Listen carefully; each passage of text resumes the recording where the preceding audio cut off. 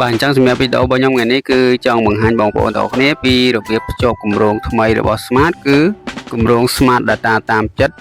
$6ដូរបានទិន្នន័យ90 GB បាទអញ្ចឹងច្រើនមែនតើគម្រោងនេះគឺជាគម្រោងប្រចាំខែខ្ញុំគិតថាបើយើងប្រើទូទៅមិនអស់ខ្ញុំគិតថាប្រើមិនអស់ទេ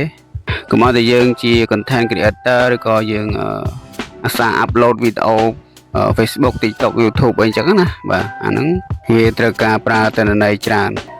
ប៉ុន្តែបើសិនជាយើងប្រើទូទៅខ្ញុំគិតថាវាមិនអស់ទេបាទមកត្រឹមមើលវីដេអូ YouTube TikTok Facebook អីហ្នឹងខ្ញុំគិតថាអត់អស់ទេបាទអញ្ចឹងតោះកុំឲ្យវែងឆ្ងាយយើងទៅដឹងពីរបៀបភ្ជាប់ទាំងអស់គ្នាឥឡូវយើងចុចចូលកន្លែង call ទូរស័ព្ទមកបាទអញ្ចឹងដើម្បីភ្ជាប់គម្រោងថ្មីនឹងបានតើបងប្អូនផ្ដាច់ឲ្យគម្រោងចាស់សិនបាទសម្រាប់របៀបផ្ដាច់យើងគ្រាន់តែចុចផ្កាយ1700ផ្កាយ500ត្រង់ជ្រុកហើយចុចបញ្ចូលមកជាការស្រេចហើយអាហ្នឹងគឺជាការភ្ជាប់គម្រោងដើមមកគម្រោងដើមហ្នឹងបានន័យថាជាគម្រោងមួយដែលយើងអត់មានភ្ជាប់ទៅគម្រោងអីទាំងអស់បាទលុយយើងបញ្ចូលប្រមាណគឺវានៅប៉ុណ្ណឹងអញ្ចឹងនៅពេលដែលយើងឈរលើគម្រោងដើមហ្នឹងហើយបន្ទាប់ពីយើងបញ្ចូលលុយរួចយើងអាចភ្ជាប់ទៅគម្រោងផ្សេងតាមចិត្តដែលយើងចង់ភ្ជាប់អញ្ចឹងណាបាទ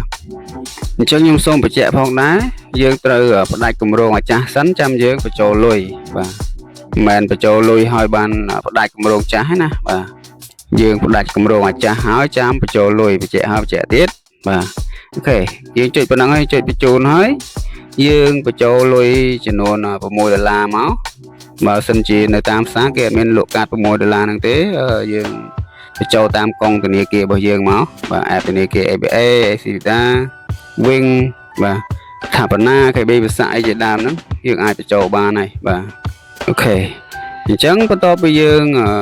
ផ្ដាច់គម្រោងចាស់រួចហើយយើងបញ្ចូលលុយរួចហើយចាំយើងភ្ជាប់បាទចុចភ្ជាប់គម្រោងថ្មីណាបាទគម្រោងប្រចាំខែ$6ដូរបានទិន្នន័យ90 GB ហ្នឹងបាទអញ្ចឹងសម្រាប់របៀបភ្ជាប់យើងគ្រាន់តែចុចផ្កាយ1725ផ្កាយ600ទ្រង់ជ្រុកហើយចុចបញ្ចូលមកយើងនឹងទទួលបានសារបញ្ជាក់ពីក្រុមហ៊ុនថាយើងភ្ជាប់បានឬក៏មិនបានហើយបាទអញ្ចឹងទិន្នន័យ90 GB ហ្នឹងគឺយើងអាចប្រើបានទូទៅណាបាទមិនថាទូរស័ព្ទរបស់យើងវាលោតសេវា 5G ឬក៏ 4G ទេគឺយើងអាចប្រើបានទូទៅតែម្ដងបាទមិនដូចគម្រោងចាស់ទេគម្រោងចាស់បើយើងភ្ជាប់មួយខែ$6អញ្ចឹងវាដូរបានទិន្នន័យ60 GB ហើយវាបន្ថែម30 GB តែអា30 GB ហ្នឹងតើតែទូរស័ព្ទរបស់យើងលោតសេវា 5G អញ្ចឹងបើសិនជាទូរស័ព្ទរបស់យើងវាអត់ support សេវា 5G ឬក៏មាន support 5G ដែរប៉ុន្តែយើងស្ថិតនៅក្នុងតំបន់ដែលអត់មាន 5G ទេអាទិន្នន័យគេបន្ថែម30 GB ហ្នឹងគឺអត់ប្រយោជន៍ទេវាខុសពីគម្រោងថ្មីដែលខ្ញុំទៅតែបង្ហាញពីរបៀបភ្ជាប់ហ្នឹងណាបាទគម្រោងថ្មី Smart Data តាមចិត្ត$6ដូរបាន90 GB ហ្នឹងអាហ្នឹងដូចខ្ញុំបញ្ជាក់ខាងដើមអញ្ចឹងទោះបីជាទូរស័ព្ទរបស់យើង load 4G ឬក៏ load 5G គឺយើងអាចប្រើទិន្នន័យនឹងបាន